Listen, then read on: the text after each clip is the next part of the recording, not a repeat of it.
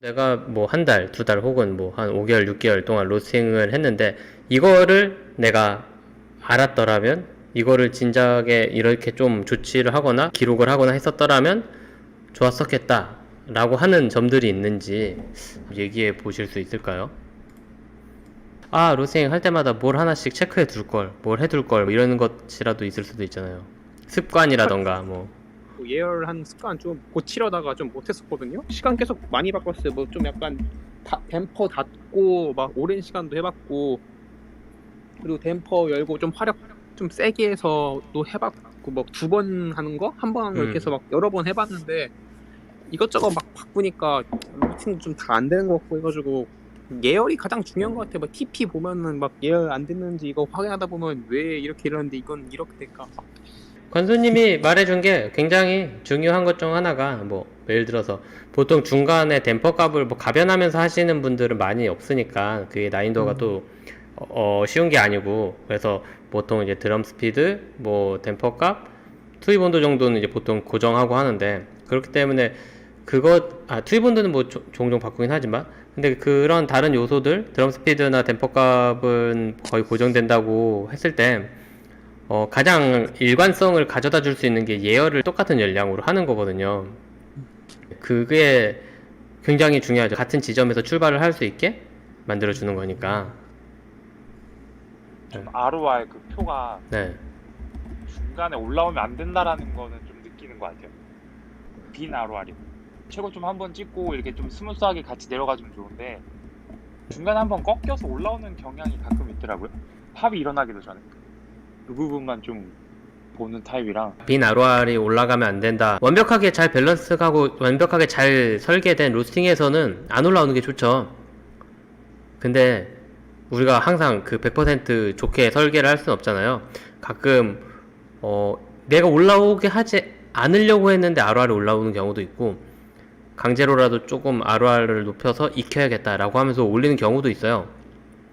그러면 이제 로스팅이 뭐 올라오는 게 잘 됐다 안 됐다 라고 판단을 할 수는 없어요. 그거는 이제 그 상황에 맞게 여론용을 하는 거니까. 물론 계획이나 기획을 로스팅 설계를 잘 해서 처음부터 끝까지 아주 무난하게 그렇게 말 그대로 이제 ROR이 올라오면은 사실 열이 좀 남는 거고 그래서 콩들이 데미지를 입을 수 있다고 하는 게 맞는데 조금 올라왔다고 뭐 데미지 입고 뭐 이렇게 생각을 하지는 않거든요. 물론 안 올라오는 게 좋겠지만 어느 정도 표준 편차까지는 좀 네, 관용도 있게 바라봐도 되지 않나 싶긴 해요. 그거를 왜 오르고 왜 그런 현상이 일어나는지 조금 제가 정리를 하자면 모든 그 그래프에 대한 현상 관찰을 좀 항상 의문을 품으면서 이거 왜 이렇게 전개됐을까 왜 이렇게 전개됐을까라는 거를 항상 의문을 가지면은 좀 좋았지 않았을까라는 생각이 좀 드네요. 그날의 네. 조건들을 최대한 자세하게 적어두거나 하기? 네. 예를 들면 뭐가 있을까요? 뭐 그날의 온습도라던가 네. 아니면은 예열 루틴 어떻게 했던가 그래프 보면서 잘 까먹기 때문에 그냥 그래프 보고서는 엥 이거 왜 이러지 싶으면 메모장에 일단 바로 적어두긴 하거든요. 나중에라도 누군가한테 물어보고 싶어질 때 바로 그거 찾아서 물어보려고. 그러면 뭐 그래프 특이사항에 대한 메모? 네, 그런 거. 네.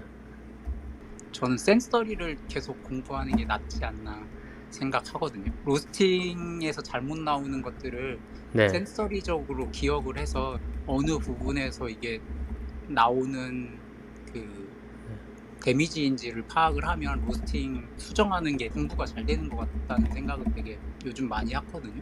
먹어보고 언더가 났는데 이게 어디서 난 언더인지 오버가 나면 오버가 어디서 왔는지를 네. 잘 모르는 거예요. 그래프를 보고도 음흠. 저는 혼자 하니까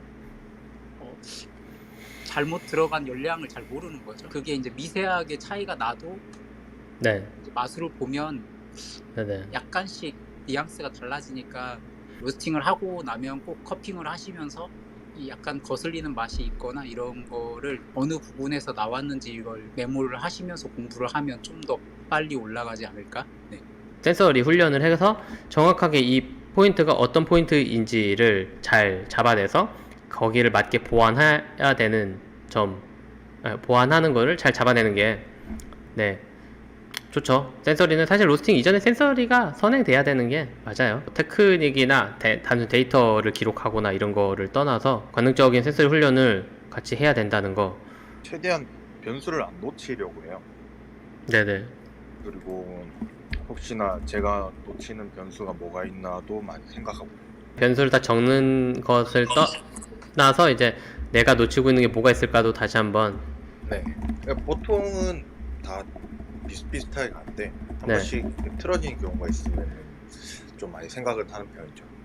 생각하면 또 금방 또 나올 때도 있어요. 그리고 많이 하다 보면 금방 나오긴 해요. 지금 내가 뽑는 생두의 컨디션을 좀 체크를 해봐야 되는 것 같아요. 이게 언제 생산됐고 언제 선박 타가지고 언제 들어와서 우리나라에서 언제 재포장됐고, 사실 그때까지 걔네들 잘 관리를 한다는 전제로 하면은 나한테 와가지고 내가 냉장고나 혹은 항온 항습이 이루어지는 곳에다가 보관을 하지 않고 그냥 실온에다 보관했을 때 얘네들이 컨디션이 더 금방 꺼지거든요, 당연하게. 그러면 그 컨디션을 얼마나 신경을 쓰고 맞췄나, 얼마나 재포장된 다음에 내가 보관을 하고 있었냐가 굉장히 생두 맛을 구현이라기보다는 구현할 게 남아있는지를 체크하는 데 되게 중요하다고 생각해요.